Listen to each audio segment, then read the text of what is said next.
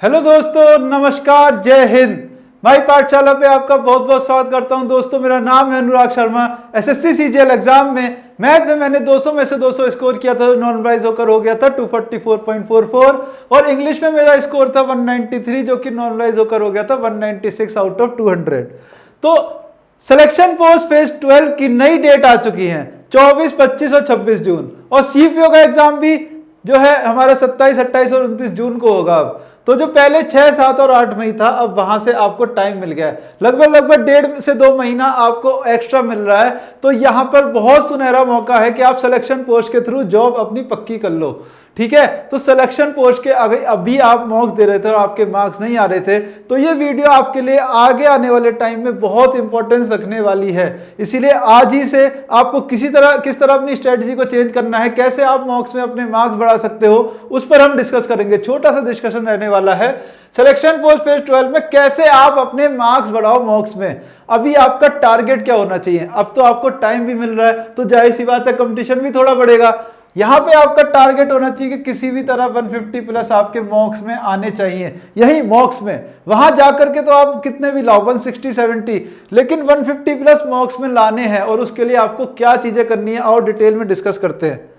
अगर अभी आपके मार्क्स मान लो 80 to 90 ही आ रहे हैं आउट ऑफ 200, ठीक है, ऐसे भी बहुत बच्चे हैं, तो आपको अब यहां पर क्या करने की जरूरत है? आपको बेसिक कॉन्सेप्ट पे ध्यान देना है अच्छे से।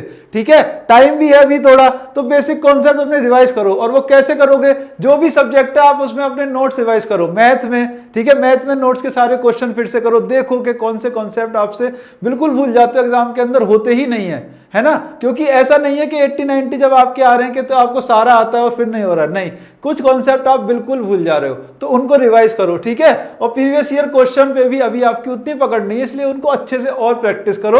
और हो सके तो आप 1-2 दिन बाद मॉक दो। ठीक है, डेली आपको अभी देने की जरूरत नहीं है, कुछ दिन बाद आप डेली देना, यहां से आपके पास थोड़ा टाइम है।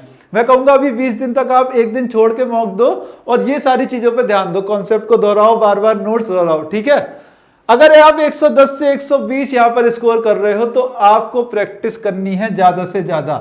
ठीक है, टाइम मैनेजमेंट पे आपको ध्यान देना और ज्यादा से ज्यादा प्रैक्टिस करनी है। और फिर टाइम कैसे मैनेज होता है पेपर के अंदर, उस पर बात करते हैं, सबसे इंपॉर्टेंट डिस्कशन हमारा। ठीक है, अगर मैं स्टैंडर्ड बात करूं ऐसा पेपर में जहां मैथ लेंदी है ठीक ठाक, ठीक है, रीजनिंग भी थोड़ी लेंदी है, और जीके जीएस अपनी जगह है, और इंग्लिश भी हल्की सी मॉडरेट साइड पे ही है, तो वैसे पेपर में आपको अटेम्प्ट करने में कितना टाइम लगता है? वैसे तो पर स्टूडेंट टू स्टूडेंट डिपेंड करता है, लेकिन ऑन एवरेज बात करूं तो लगभग 16 से 17 मिनट आपको रीजनिंग में लगते हैं, 5 मिनट जीएस में, ठीक है, 29 से 30 मिनट आपको मैथ को देना पड़ेगा, और 7 से 8 मिनट में आपका इंग्लिश हो जाना चाहिए। ठीक है, और स्टैंडर्ड ऑन एवरेज ये रहना चाहिए। लेकिन ये होगा कैसे? आपके इतने मार्क्स आएंगे कैसे? 150 प्लस आएंगे कैसे? इसको अटेम्प्ट करना कैसे है? क्या सीधा सीधा ऐसे ही? नहीं, देखो ध्यान दो, आप क्या करो, रीजनिंग में 25 क्वेश्चन है, ठीक है, आप पहले क्या करो कि 13 से 14 मिनट में सोच लो। अगर आप रीजनिंग से ही स्टार्ट कर रहे हो, मैं मान के चल रहा हूं आप ऐसे ही स्टार्ट कर रहे हो, पेपर ऐसे ही आएगा और आप ऐसे ही स्टार्ट कर रहे हो, रीजनिंग फिर जीएस फिर मैथ और इंग्लिश, तो 13 से 14 मिनट में आप वहां से निकल जाओ। और 13 से 14 मिनट में रीजनिंग के आपने करीब करीब 20 क्वेश्चन कर लिए, जो 5 से 6 क्वेश्चन लेंदी थे वो आपने अपने छोड़ दिए। ठीक है, इतना काम करोगे, स्किप कर लोगे, ठीक है, मैं मान के चल रहा हूं आप स्किप करोगे अब मेरे कहने से। आपको जीएस में अपने 5 मिनट दिए, ठीक है, जीएस आपका हो गया। अब आप मैथ पे आओ, मैथ में भी आप यही करो कि 20 से 22 मिनट में आप यहां से निकल जाओ। ठीक है, सारे करने की जरूरत नहीं, जो 4-5 क्वेश्चन ठीक ठाक अच्छे लेंदी हैं, जिनको आपको पता है टाइम लगेगा, देखते ही उनको छोड़ो, देखते ही स्किप करो, हटाओ भाई, बहुत लंबी लैंग्वेज दिख रही है, देखते ही छोड़ो, बाद में करेंगे। ठीक है, इतना काम आप करो, इतनी देर में आप 20 क्वेश्चन यहां भी करके निकल जाओ। ठीक है, फिर आप आओ इंग्लिश पे। इंग्लिश में भी आप ऐसा ही करो, इंग्लिश में आप अपने पूरा कर लिया 7 से 8 मिनट में, लेकिन अगर आपने पूरा नहीं भी किया और तो आप क्या स्किप कर सकते हो, वहां PQRS जो होते हैं ना पैराजंबल, उन्हें आगे स्किप कर लोगे तो भी कोई दिक्कत नहीं है। ठीक है, तो मैं मान के चल रहा हूं, चलो आपने 7 से 8 मिनट में इंग्लिश अपना लगा लिया, तो अब आपके पास क्या बचा पेपर के अंदर? आपके पास पेपर में करीब करीब 10 मिनट बचे, पेपर में करीब करीब आपके पास 10 मिनट बचे, और 10 ही क्वेश्चन भी रह गए, है ना, 10 क्वेश्चन रह गए करीब करीब, और 10 मिनट आपके पास है। अब आप मुझे ये बताओ, इन 10 मिनट में क्या आप 5 से 6 क्वेश्चन भी नहीं कर पाओगे?